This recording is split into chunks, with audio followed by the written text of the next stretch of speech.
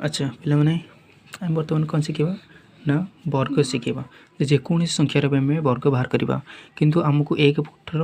10 पर्यंत कौन मन रखापी पड़ो 10 जाए बुझीगला। ओके बर्तमान 2टा संख्या आम कौन करवा नेबा गोटे मन कर गोटे 24 मन कर 24 वर्ग बाहर कर 24 वर्ग बाहर कर आम प्रथम सर्ट ट्रिक मन रखा पड़े प्रथम 4 अच्छी 4 वर्ग जानचे के 16 तेज 16 को आम लिखिदे और 2 वर्ग के 4 4 को आम लिखिदे ये तापर कौन करवा 2 एवं 4 एवं ऊपर 2 अच्छी 2 रे गुणीदे 2 एवं 4 एवं 2 सहित गुणीदे आमर बाहर के 2 × 8 = 16 बाहर तो 16 टाक आम आणिकी यही तले लिखिदे एवं मिसईदे 6 6 1 7 4 1 5 तेज 5 76 हूँ आमर उत्तर बा 24 वर्ग।